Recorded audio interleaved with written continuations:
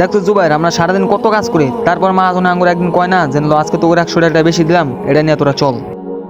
হ দাদা, তুমি তো অনেক কামই করো, কিন্তু তুমি তো আল্লাহর কাছে মন বাই কিছু চাও না। তুমি মন বাই চাইলে ঠিকই পাইবা। তোর মিয়া ওই কথা কো না, আমি আল্লাহর কাছে চাইছি বহুত, কিছুই দেয় না। তোমার মন বাই কিছু চাও না, এতে আল্লাহ তোমায় কিছু দেন তাই। হ্যাঁ, তোমার কথা বুঝছি, ও কথা আর কইও না। হ দাদা, তুমি তোমার মতো খেয়ে যাও না, আমি যাই খেয়ে আমি খিদে লাগছে অনেক। ঠিক আছে দাদা, তাহলে তুমি যাও, অল্প কিছু কাম আছে এটা আমি করে লেতেছি, যাও।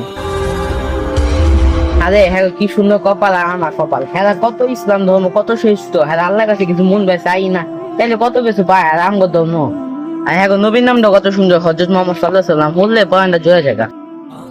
এই তুমি খারাপ। আরে আপনি হঠাৎ করে কেমন এলেন এই জায়গায়?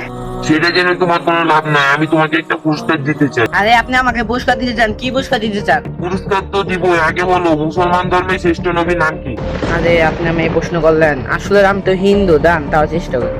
নামটা যেন কি, ও হযরত মুহাম্মদ সাল্লাল্লাহু আলাইহি ওয়াসাল্লাম। বা তুমি তো হিন্দু হয়ে মুসলমান ধর্মের নবীর নাম জানো?